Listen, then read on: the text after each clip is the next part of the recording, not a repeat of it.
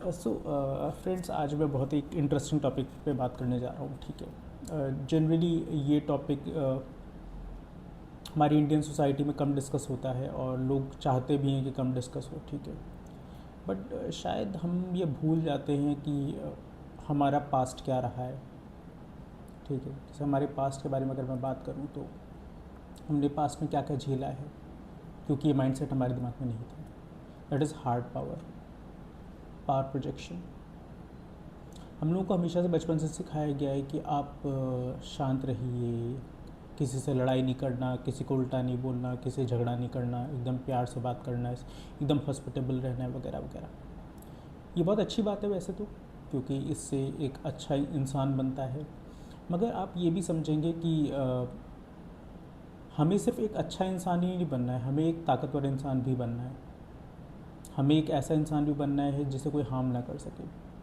और अगर मैं अपनी खुद की बात करूं, तो अगर मैं ऐसा बन रहा हूँ तो मेरी फैमिली ऐसी बनेगी। मेरी फैमिली ऐसी अगर स्ट्रेंथन अप होगी तो society at large strengthen up होगी, सोसाइटी होगी तो फिर देश होगा। आप शायद भूल जाते हैं कि हमारे ऊपर कितने बार आक्रमण हुआ है।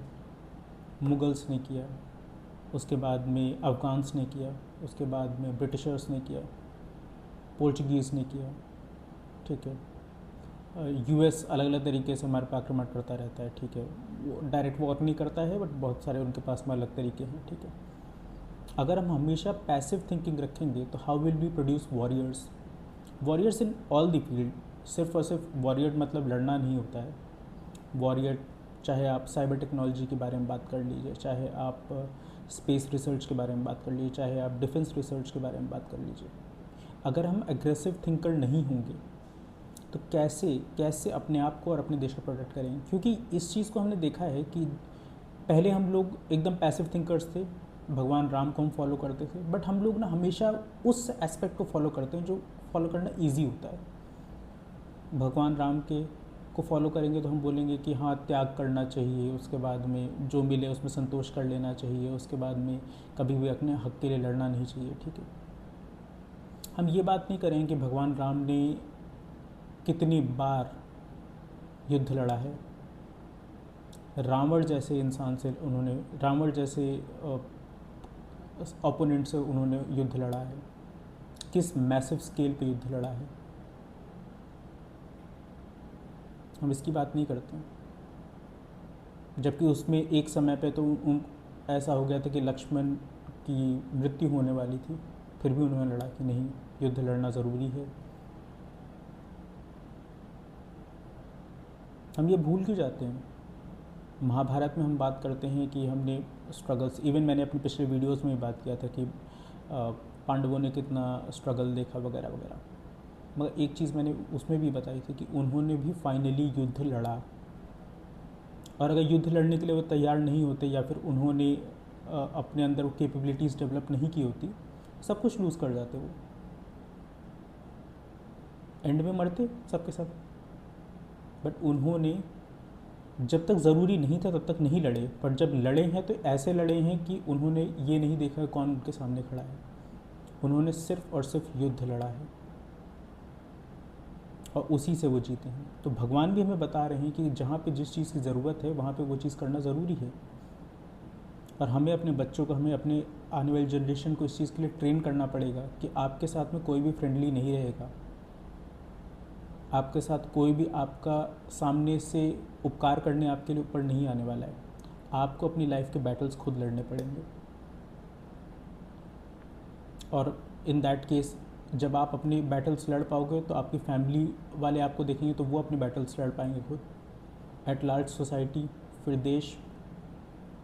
अगर पैसिव थिंकर्स रहेंगे कि यार क्यों ज़रूरी है, चलो यार रिक्वेस्ट करके हाथ जोड़ के काम चल जा रहा है, ऐसा नहीं होता है।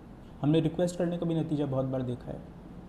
कारगिल युद्ध में हम प्रेम से गए थे, वाजपेयी जी गए थे हाथ मिलाने नवाज शरीफ से, मगर नवाज शरीफ की आर्मी ने युद्ध कर दिया। ठीक है,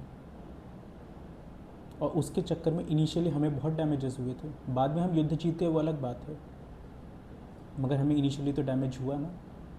1971 में हम नहीं चाहते थे युद्ध लड़ना, और उसकी वजह से हमारी इकॉनमी पे कितना प्रेशर आया था जब बांग्लादेश से रेफ्यूजीज़ आने लग गए थे। तो हमें ये मार्शल थिंकिंग जो है ना, ये डेवलप करनी पड़ेगी।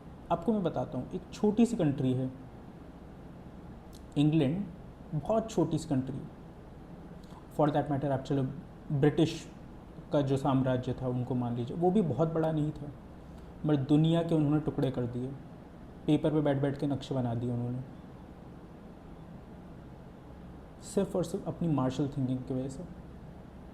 कि अगर हमने सोचा है अग्रेसिव अप्रोच लेने का, अगर हमने कुछ अचीव करना है तो हम करेंगे, चाहे हुक एंड क्रोक जो भी हो। And they won, the whole world was under their feet at one point in time. Even America, ज़्यादातर कंट्रीज़ को उन्होंने राज किया था। एक छोटी सी कंट्री थी, उनके पास में कुछ भी नहीं था। और इवन आज भी देखा जाए तो इंग्लैंड में सिर्फ और सिर्फ एक सिटी ऐसी है जिसको हम जानते हैं, जिसने अपना नाम कर रखा है, वो है लंदन। उसके अलावा बताइए कौन सी सिटी है जो जिसने अपना बहुत दुनिया भर में नाम कर रखा है, या फिर वहाँ पे बहुत बड़ी कंपनीज हो या इनोवेशन हो रहा, नहीं, कुछ नहीं है। बट फिर भी उन्होंने मोर देन 200 300 ईयर्स 400 ईयर्स तक राज किया उन्होंने, ब्रिटिश एम्पायर ने, just because of their thinking. जबकि they were not very big in numbers, they did not had a lot of resources, it's was just their thinking कि भाई हमें ये अचीव करना है, हमें राज करना है। और ये थिंकिंग डेवलप करनी पड़ेगी, क्योंकि अगर आप नहीं डेवलप कर रहे हो तो कोई और तो डेवलप कर ही रहा है, और वो आपके ऊपर चढ़ेगा। और आपको फिर, अगर आप रेडी नहीं हो तो आपको हार माननी पड़ेगी। अगर आप ज़िंदगी में हार के रहना चाहते हो तो अलग बात है, बट अगर आप जीतना चाहते हो तो आपको ये थिंकिंग डेवलप करनी पड़ेगी। तो हमें अपने बच्चों को ना आज से ही स्ट्रांग बनाना है कि बेटा खुद को सबसे पहले प्रोटेक्ट कैसे करना है, आपको ये सीखना होगा। मेंटली, फिजिकली, इमोशनली हर जगह से स्ट्रांग बनाना है, तब जाके वो आने वाली लाइफ के बैटल्स को झेल पाएंगे, आने वाले लाइफ में उनके साथ में जो भी बुरा होने वाला है उसको झेल पाएंगे वो। वरना फिर आपने बोलना नहीं चाहिए, बट बहुत बार आपने देखा है कि बहुत सारे लोगों ने अपनी ज़िंदगी एंड कर दी है इसके चक्कर में, डर के चक्कर में, परेशानियों के चक्कर में। मगर जिन जिन बच्चों को बचपन से सिखाया जाता है कि नहीं यार, स्ट्रगल करना है आगे और इससे जीत के निकलना है, वो आगे निकलते हैं। तो I want to know your views on this, comment करके बताइए। Thank you so much.